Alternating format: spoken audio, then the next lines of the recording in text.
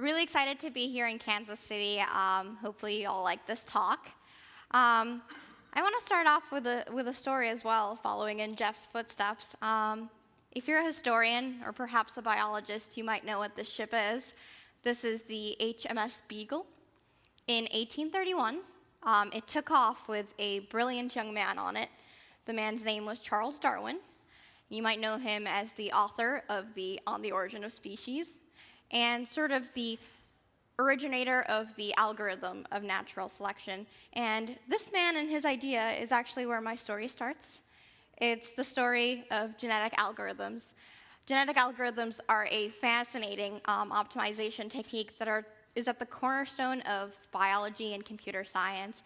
And I think the story is beautiful. And Jeff set it up perfectly. This is a story about a partnership of two disciplines, of two fields.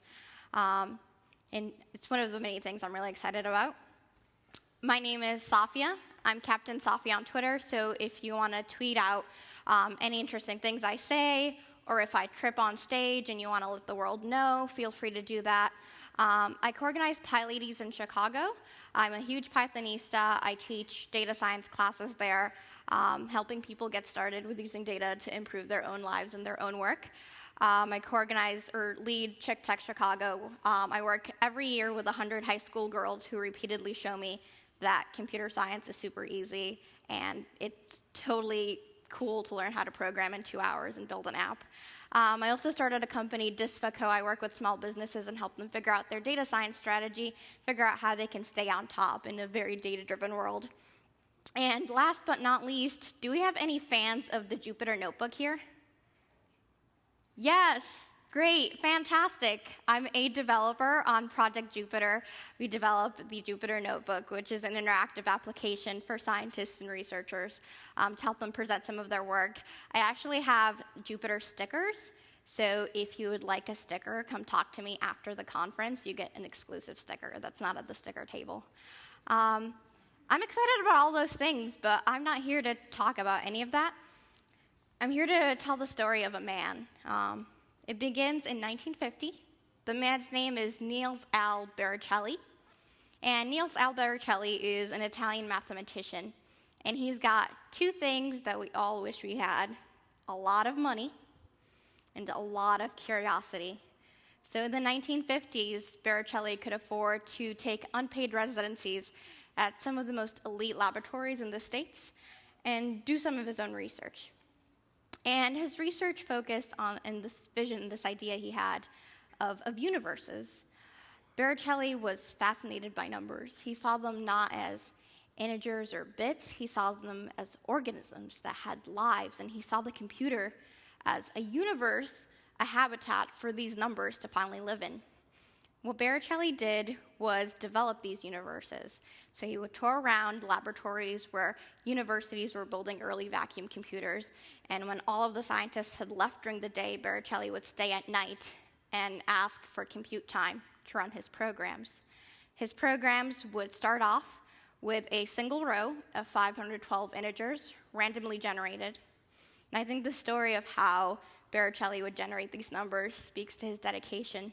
He would shuffle a deck of playing cards and pick out a number, and shuffle a deck of playing cards and pick out a number, and he'd have those playing cards mapped to integers from 18 to negative 18. And that would be his first row. And then Baricelli would write programs on paper and eventually transfer them to punch cards. And these programs would calculate the relationship between a preceding row and the row following it. And they would iterate and iterate over multiple generations until Baricelli, due to the computational limitations of the time, would eventually halt the program.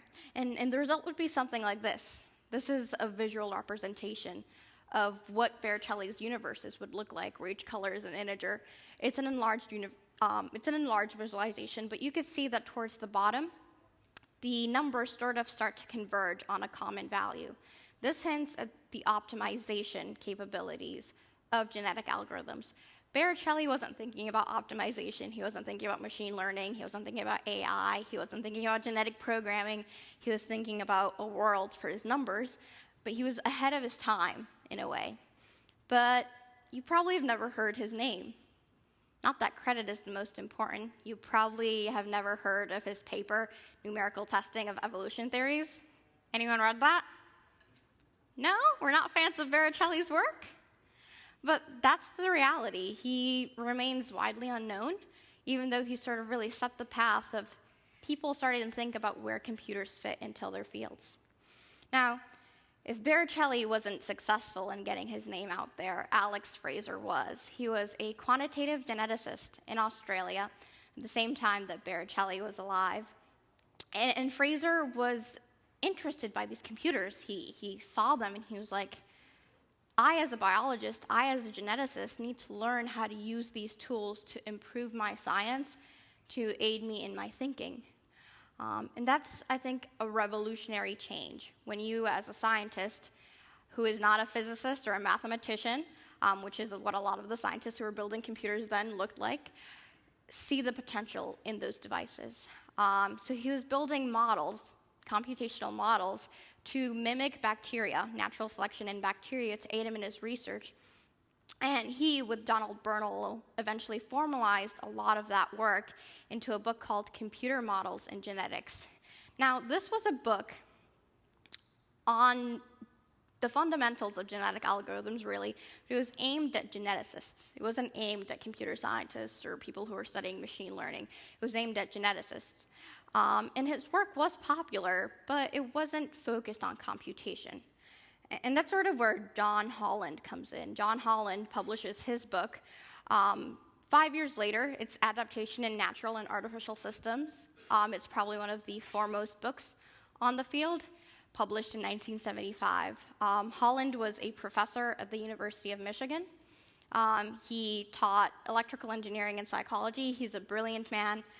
He spent all of his life dedicating his work to cellular automata. And he actually passed away recently, in August. So he spent his entire life dedicated to this work, published his book in 1975. And then sort of between 1975 and the late 90s, genetic algorithms were really stuck in academia. There was work done by geneticists and biologists. There was work done by some computational scientists, but it was really in academia.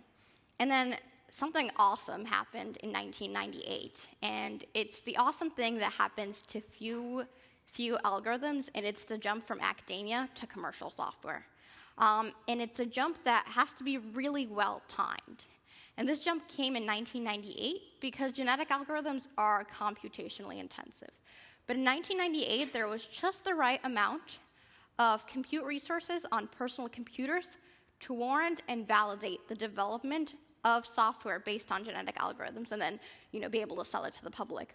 So software company Alexis developed Evolver, which is a spreadsheet-like software that used genetic algorithms in the back for optimization. So you'd be able to input in your data set, input in the factors you were trying to optimize in, and it would work using a genetic algorithm in the back to optimize for your problem. They obviously weren't web developers, but we'll give them credit where credit is due. This was a big jump, and genetic algorithms have been used in tons of places then, everywhere from antenna design to mapping out irrigation systems. They're unheard of now, but that's sort of the very rich, short history of genetic algorithms right now. And you're probably looking at me right now, and you're like, Safia, you've spent a fair amount of time saying words that none of us understand. How could you? It was slightly intentional. How they work is interesting. And in the same way that Baricelli had his numbers, and he used those to sort of represent natural selection or think about natural selection in the age of computing, I brought along some friends to help us figure out how genetic algorithms work. They're not integers from 18 to negative 18.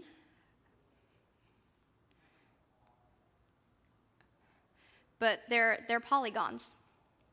They are polygons in a world. Their key features are their shape and their color.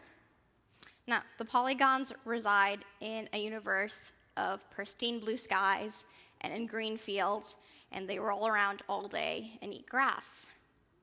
And all they have to fear in life is the crocker, who consumes them with great glee.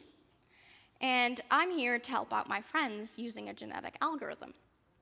We're going to speed up the natural selection process a little bit because Mother Nature is brilliant, but she's also very slow.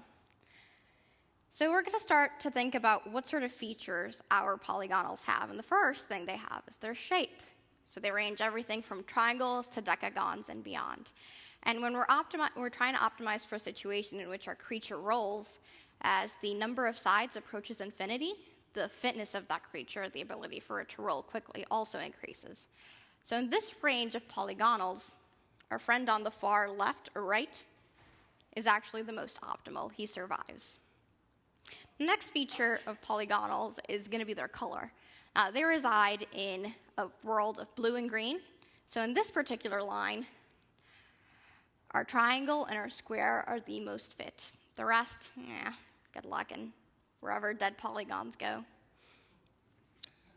And now we've sort of identified what it is that we're trying to optimize for. And now we start to create what is one of the key factors in a genetic algorithm. That's the fitness function. The same way Mother Nature selected for bipeds and larger brains, we're selecting for roundness and blue and green colors. Now, fitness function in the real world is where you would start to engage your domain expertise, where you would look into existing bodies of work and the literature and previous experimentation to develop a fitness function. In this case, because I'm using bright colors in a silly example, I just cooked up a quick fitness function. Our fitness function for a particular polygon is some coefficient times the number of sides plus the maximum, either its blueness or its greenness, minus the redness. So if you're a very red polygon, you're punished because you stand out in the environment, and the fewer sides you have, the less fit you are. Now, we're going to take a look at what happens a little bit. We've got our fitness function now. The next thing we want to think about is how we choose to represent our polygons, how we choose to represent our data. Mother Nature decided to use DNA sequences. I decided to use a simple list. Sometimes simple works best. A list that represents the number of sides, so we have 5 there, the RGB values respectively in the last 3 values of the list. Now we've got our data structure, our genome for representing a polygonal, and we've got our fitness function. So what we're going to go ahead and do is we're going to sort our species, our population, from most fit to least fit. So you see that red square there? Oh, sorry, buddy. Life's tough. And then we've got, I think it's a blue decagon up at the top right. He's the most fit species. This is the alpha male or alpha female of the specific population. He's going to go on. We want his genes to go on. Now, you'll notice I did this by hand on pen and paper, calculating the RGB values and then summing them up and all of that. So the coefficient I used was very low. It was 1.5. So in this specific case, our algorithm actually favors color over shape. So you'll notice it sorts by color first and then shape. So we do have species with, or organisms with more sides that are still less fit, because color is a more powerful factor in this situation. All right, so we've got our sorted species, we've got the alpha, we've got the not so alpha. Next thing we're going to do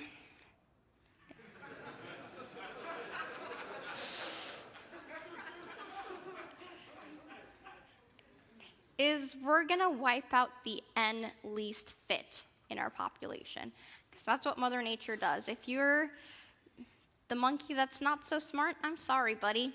If you're not so fast, maybe next time.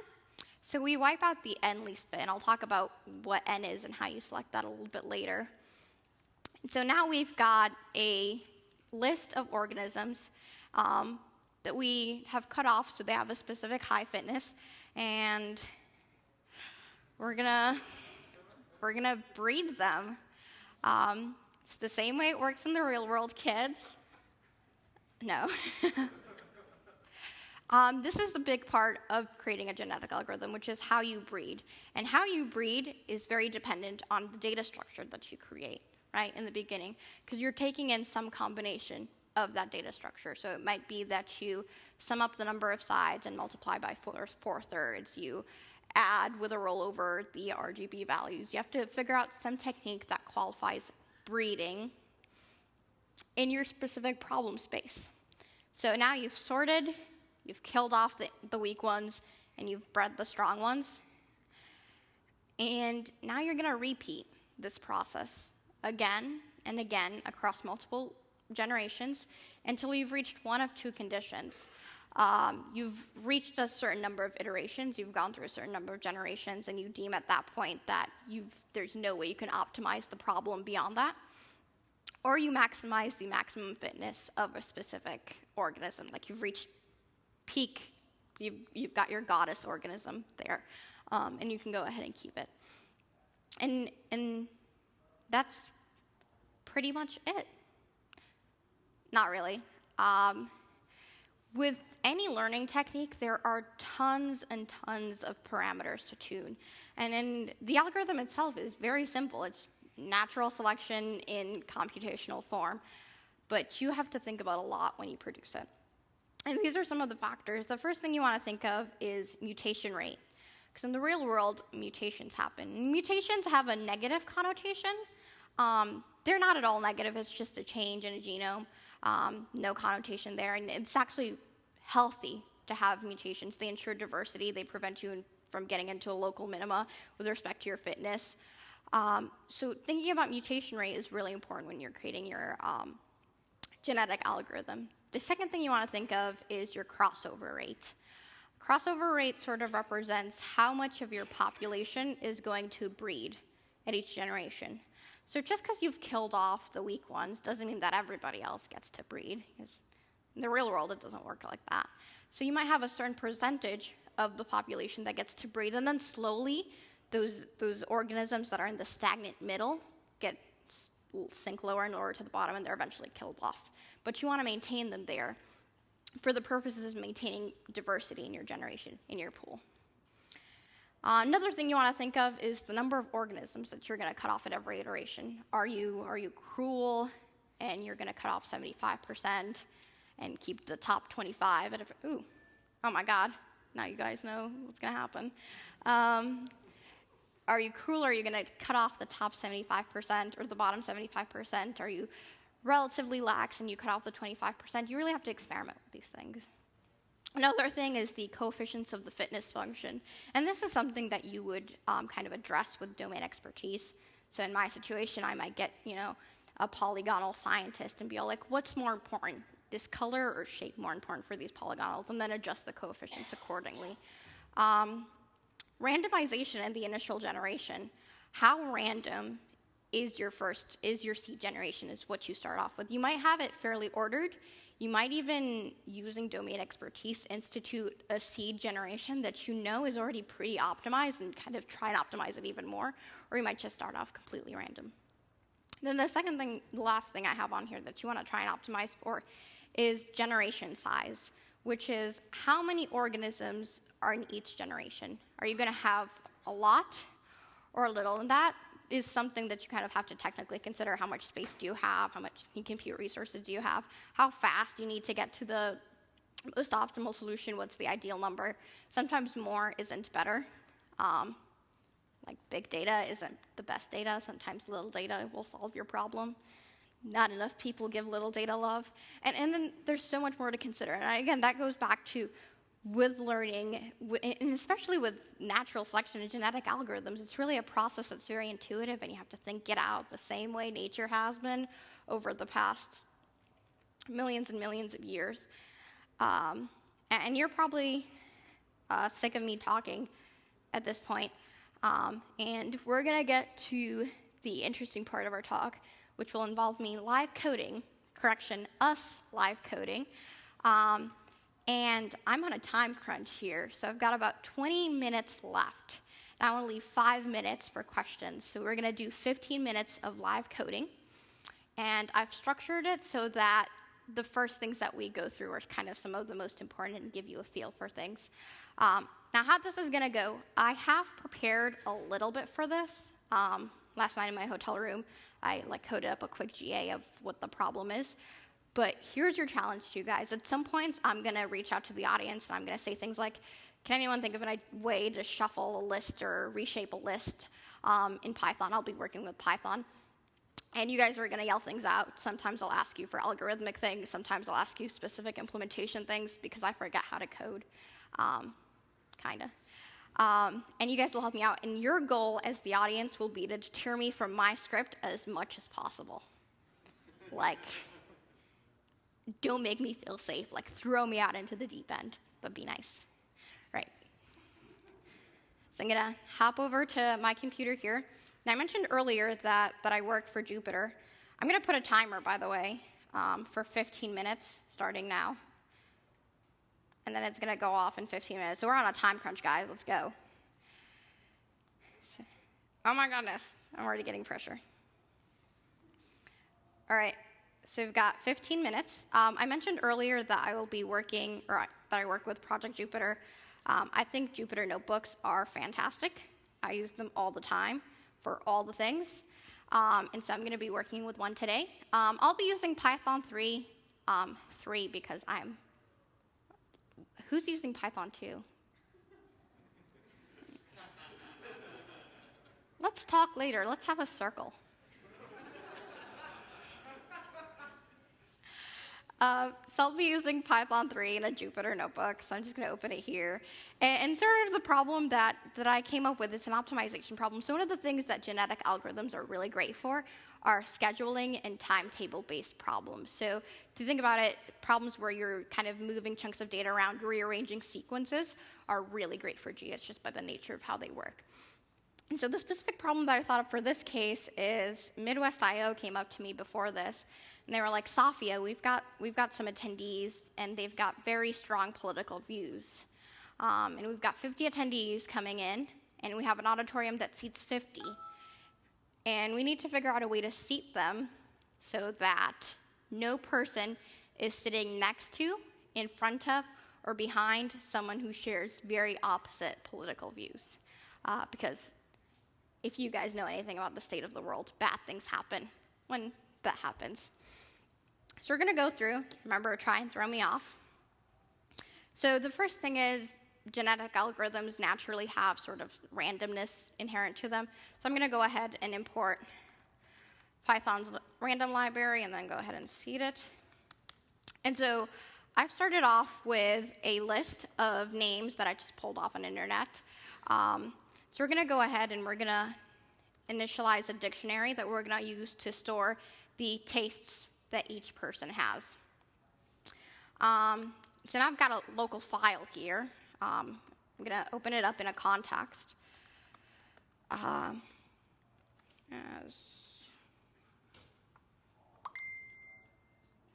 Sorry, I'm very popular.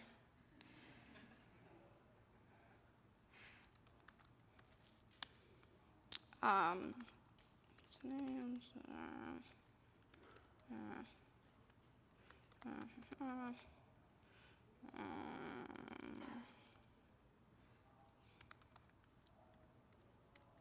Already made my first mistake. Did I spell everything right? All right, so I've got a new line delimited file that stores a couple of names. I'm just opening it up, stripping out the new lines, and putting it all in the list. And then what I'm going to do is go in through each name. And I'm going to add that person to the tastes dictionary. So I'm thinking ahead here. I've already thought ahead, technically. So for those of you who are unfamiliar with Python, dictionaries in Python are by default unordered. So there's no guarantee on the order of the keys or the values. But there is a structure that you can use that provides you with an ordered dict. And in this particular, an ordered dictionary. So in this particular case, I want the data structure that represents everybody's interests and how much they like them to be ordered. So I'm going to go ahead up top here and go ahead and import ordered dictionaries into.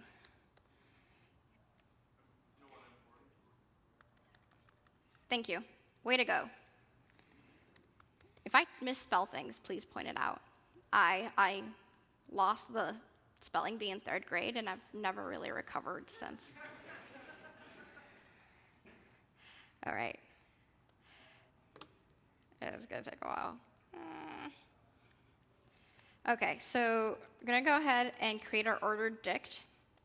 We're going to pass it tuples, which are just pairs. So can anyone think of like 2 things that are complete polar opposites? Like I'll put in.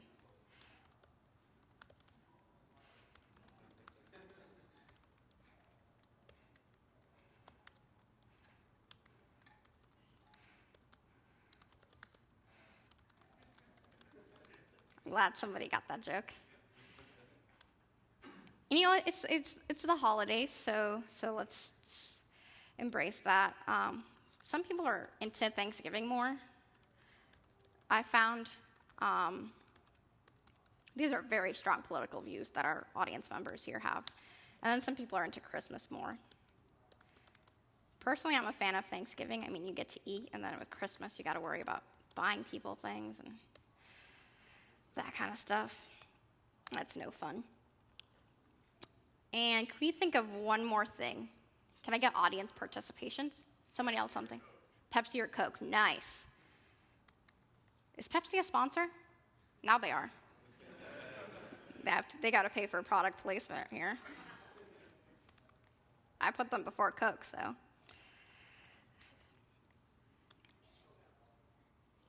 Sorry.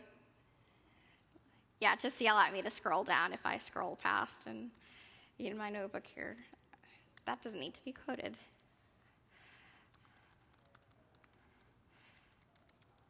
Can't spell either. Oof. All right, that should be it. And I believe these should be in a list, actually. So this is where I do a plug for Jupyter, which I think I can do because it's open source. So I've written up my code in SL. I can just go ahead and press the play button here, and it'll run. Thankfully, it ran correctly, and then I can go ahead and type in tastes. And there's my ordered dict with everyone's sort of interests into things. The next thing that I want to do, scroll down,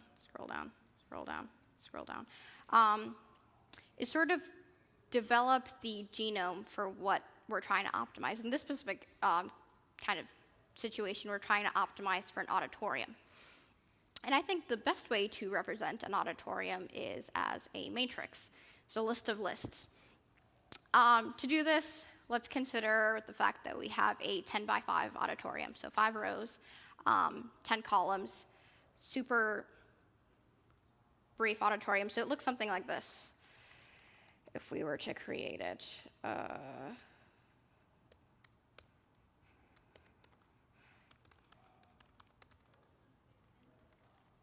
Yes, thank you. So 10, 5, don't actually need X range.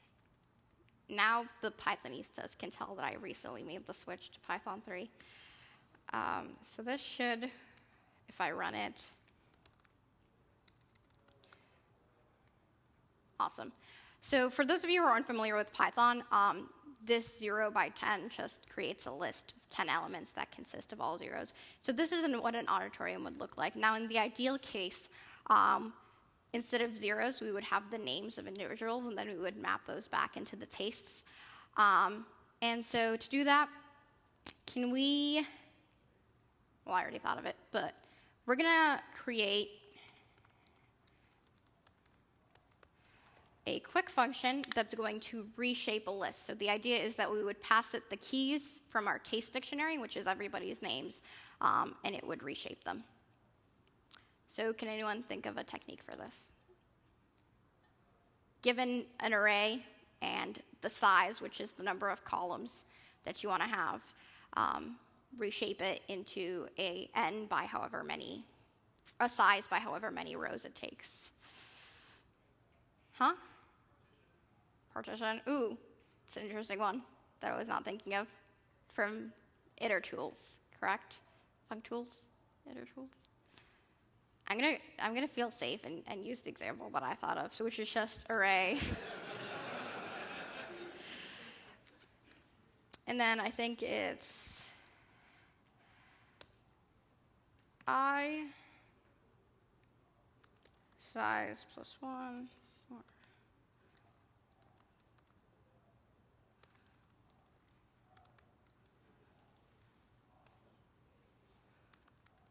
All right, let me check this really quickly, which is not what I'm supposed to do, but I'll go ahead and do it anyway.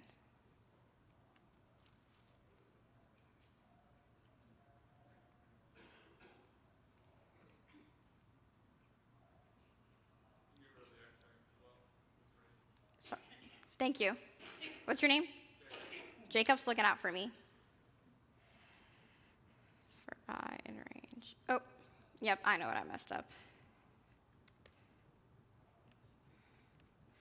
Length of the array, 0. Sorry, this is rolling off the screen. The resolution here is really whack. 5 plus size. Okay, this should be it. And we can test it in a little bit. But reshaping an array, you'll iterate through from 0 to the length of the array, jumping by size, grabbing everything from the ith element to the size. So you're getting chunks off of it. For those of you unfamiliar with Python, this is a list comprehension. I have 10 minutes left. This is a list comprehension. It allows you to build lists in place really quickly.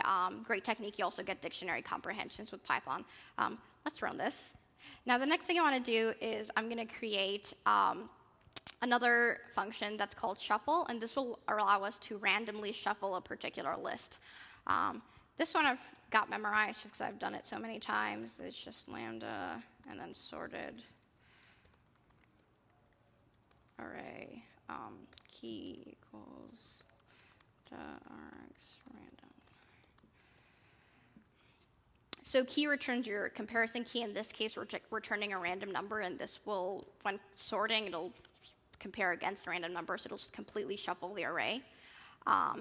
And the way we're going to use this is we're going to say reshape the shuffled version of the keys in our tastes into, let's say, 10. So that's going to get us the 10 columns and rows. And then, yes. So we got a random list of shuffled names, and you can tell they're random because the original list was alphabetical. In this particular list, there's no alphabetization involved. Okay, so next thing that we're going to do is we're going to write up a quick fitness function. So assume that we're given a data structure that looks like this. A matrix of names, we're going to need to return the fitness, where the fitness is how safe, like what's the lowest risk associated with having people in this particular arrangement. So we're just going to say, we're going to define a function that calculates the theater fitness, and we're going to give it a theater. And it's a matrix, so let's go ahead and do a quick nested loop here, or taking the length of the theater, and then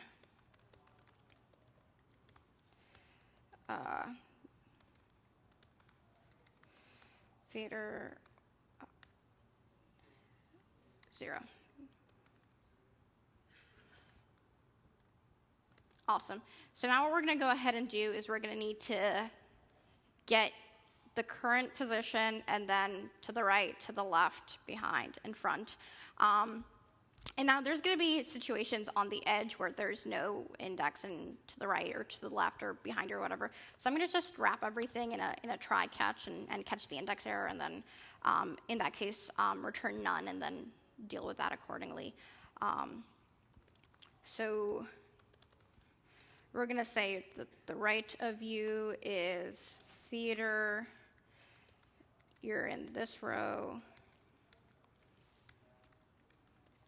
And then column right next to you.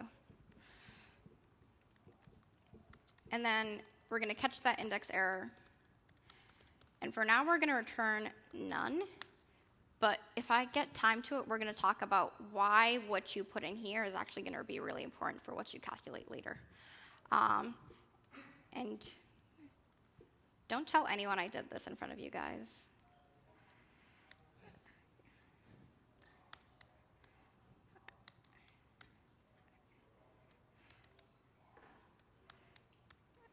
So if I don't get this done in time, I will put a screencast up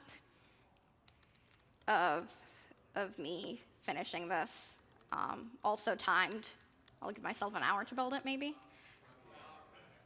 Where? Thanks, guys.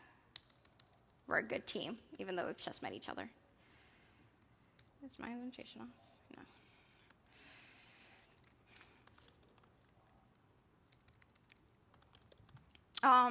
All right, awesome. So now we're going to need to change these values. So left is that, front is row plus 1, I think. Yes. Oh, my God.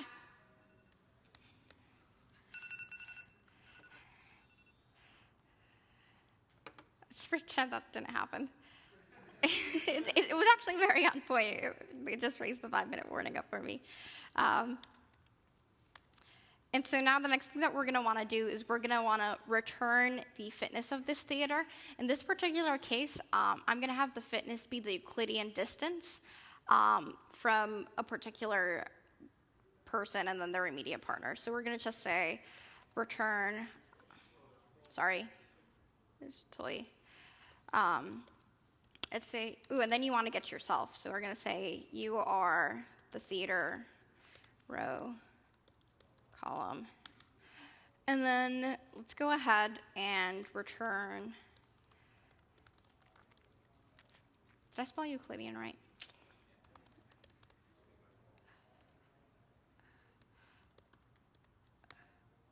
I'm going to go ahead and average it in this case. So let's.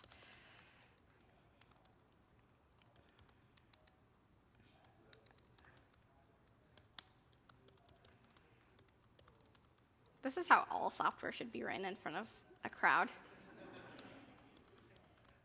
Can you imagine, like, everyone would write tests, everyone would be on each other's case, and then I'm just going to go ahead and average this number.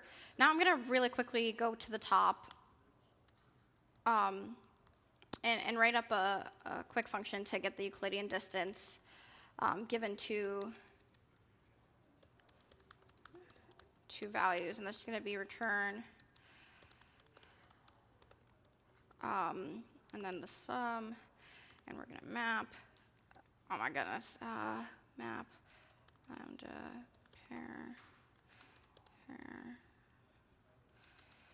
1 minus pair 0,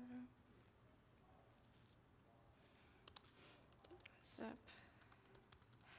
Okay. Minus to the 2. Okay. Did I mess anything up? I don't think so. So Euclidean distance, we're going to map through a zip of the second and first items. And what a zip does is given two lists, it's going to return a list of tuples where it's just the kind of a pairwise going down the list. We're going to take the difference between the first item and the second item to the power of 2, and then we're going to sum them, and then we're going to take the square root. So super simple Euclidean distance. And if I run it, it doesn't error out yet, so I didn't mess anything up. So this is actually needs a little bit more work, because when we get the input of a theater, we're given a list of names, so we're going to need to go back and map it to the taste dictionary. How much am I on time?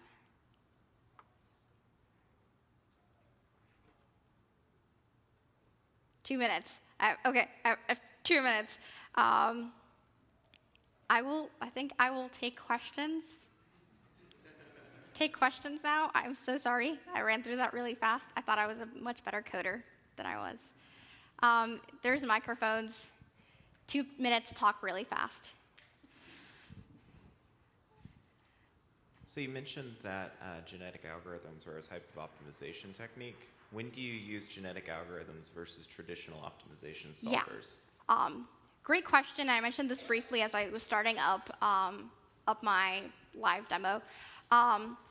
So with genetic algorithms, I mentioned they're really great for scheduling problems and timetable problems. So situations in which you're shuffling arrangements and trying to find the optimal sequence of things, or when you want to consider genetic algorithms. They're fairly resource intensive, and if it's applied to the wrong problem, it would take a lot of time. So scheduling, timekeeping, sequence-oriented problems, order of things type things. So for those of us who are not, like, who know kind of what's the Hello World version of this? Like, where are the good resources for us to go? And Great question. It's actually on the slide deck, which I will have up on my website. It's interesting you bring up the Hello World. I will actually totally... So this is something I built when I was first starting off with GAs. You guys are looking through all my gists, and it's really embarrassing, probably.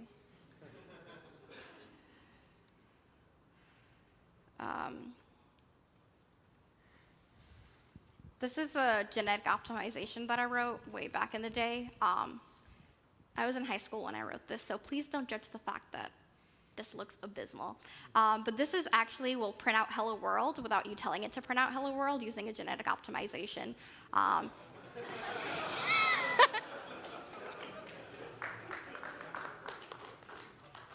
So this is a great way to, and I probably could have showed this, but it shows you how mating works. So in this particular case, I'm just joining two strings together at a random pivot point. When I was doing this, you can see mutations here. I plotted out using, I think it's PyGal. That was like the charting library I was obsessed with then. What was I? Next question. No more questions, but you can come up to me afterwards if you want Jupyter stickers or you want to find out why I didn't put underscores in my variable names back then. All right, thank you so much, guys. I think we have